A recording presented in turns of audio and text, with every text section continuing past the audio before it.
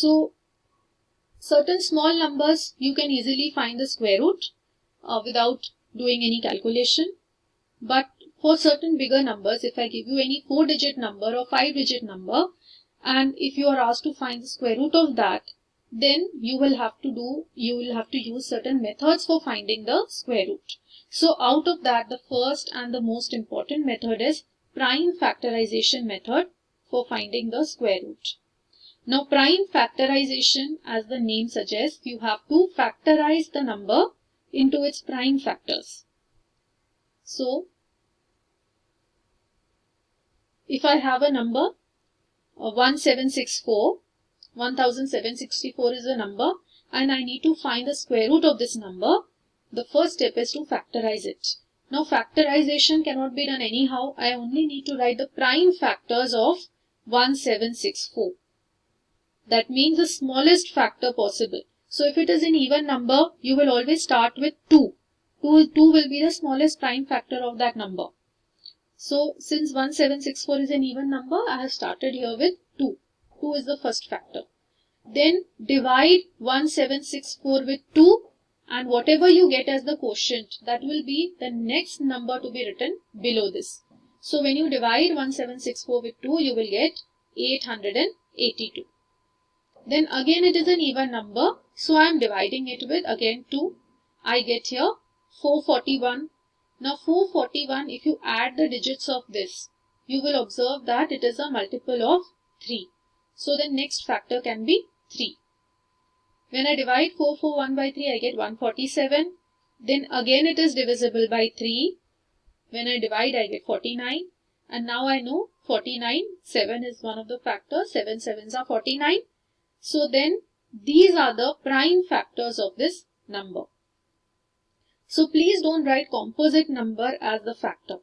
So you cannot write, if the digit is ending with 0, directly 10 as one of the factors, because 10 is composite. So you have to still break it up like 2 into 5. 2 and 5 will be written as its 2 factors. So that part you have to be careful. These factors which we are writing here should be only prime numbers. Now once you factorize it, you will write it in this way. 1764 is equal to all these numbers here. 2 into 2 into 3 into 3 into 7 into 7. Now once you do that, the next step is to pair up these factors. That is, you will make them into groups of 2 each. So this 2 into 2 I have combined it as one group. 3 into 3 I have combined it as one group. And 7 into 7 I have combined as one group. So if it is a perfect square, it can be combined as pairs. The factors can be combined as pairs. If it is a non-perfect square number, then one of the factors will be left out.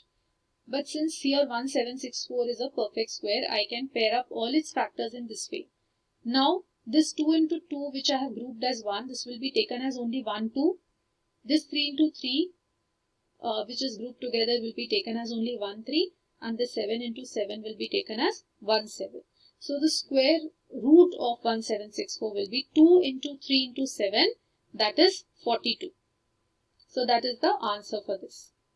So first you will factorize the given number in this way, factorization part. Now here only prime factors have to be written, that part has to be noted. No composite factors, only prime factors to be written. Then the number will be expressed as a product of all these factors. And then you will combine the factors, make it into pairs of 2 each. And that pair of 2 will be written as a single number 2. And that will give you the square root of the number. Okay. So 4096 is the next number. This also, because it is an even number, you can start the factorization with 2. So here also you need to be aware of the rules of divisibility, which you have studied in lower classes. The rules of divisibility, like if a number is divisible by 3, then what is the condition for that? If a number is divisible by 4, then what is the condition for that? So it will help you with factorization. You can quickly make out that, okay, this particular number is divisible by 3 if the sum of the digits is divisible by 3. So you have to be aware of that as well. So first one here we will divide by 2, that is one factor. So after dividing by 2, I get 2048. Then again I can divide by 2, it is also even number. So I get 1024. Then again with 2, I get 512. So this way I can go on factorizing. All the factors you will see here are 2's only, till the time I reach 1. So once I get 1, I can stop factorizing, and then I can arrange the factors in this way. I can write the number as a product of its factors and then make groups of 2. Factors will be combined into groups of 2. Now next step, you have to count only the groups. How many groups of 2 are there? So one group, second, third, fourth, fifth and sixth group. So 6 groups are there. So when you multiply this 2 into 2 6 times, the answer that you get is 64. So that is the square root of 4096. So which means if you multiply 64 into 64, you will get 4096 is 7744.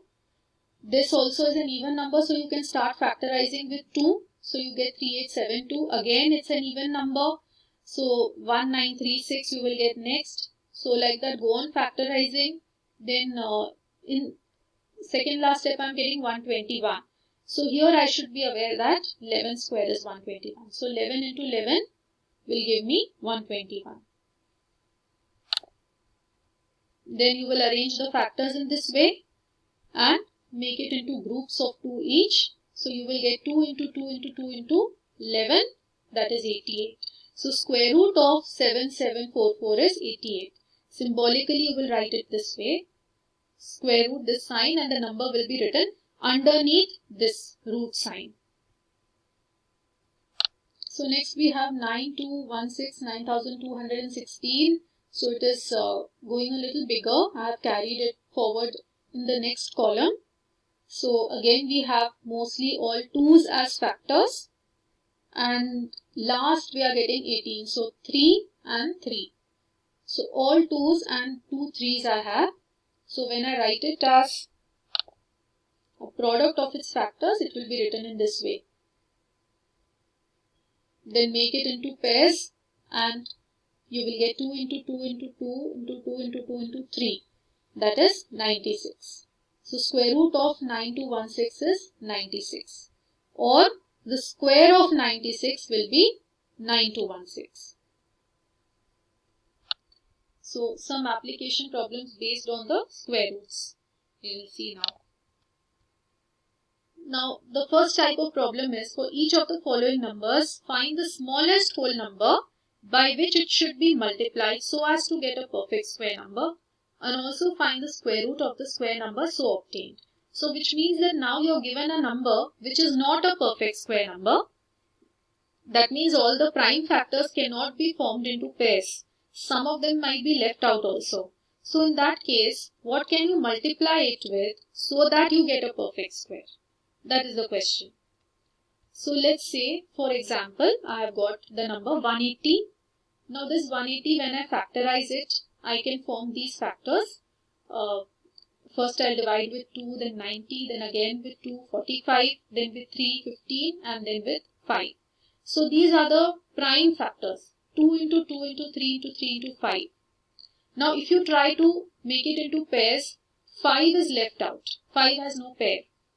So which means that if I need to multiply it with some number, I can multiply it with another 5 so that 5 also gets a pair. So if I multiply 180 with 5, I will get 900. Now 900 can be written as 2 into 2 into 3 into 3 into 5 into 5.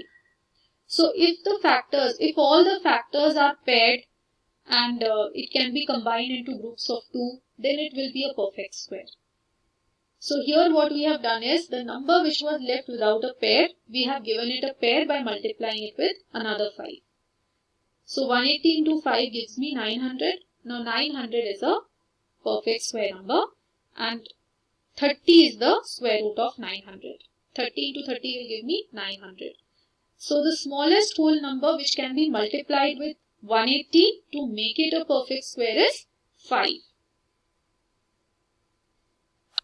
The next number is 1008. So 1008 also, when I factorize in this way, I get 2 is paired already. 2 can be paired into groups of 2. 3 also has a pair. But 7 is one factor which is left out without any pair.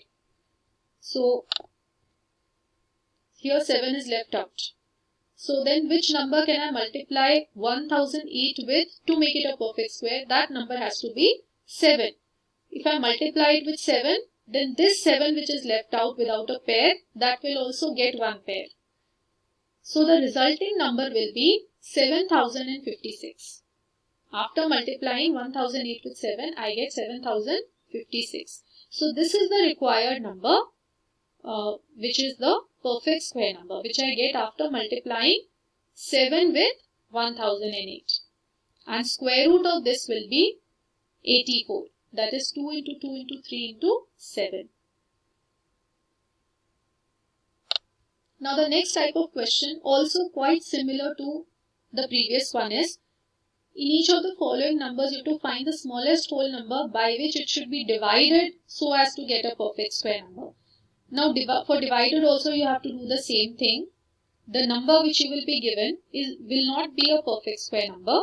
So which means that it will be having some factor which is left without a pair. So that factor which is left without a pair, that you can divide, because it is asked that you have to divide it with some number to make it a perfect square. So here if you take the example of 2925, when you factorize this you will get 3 into 3 into 5 into 5 into 13.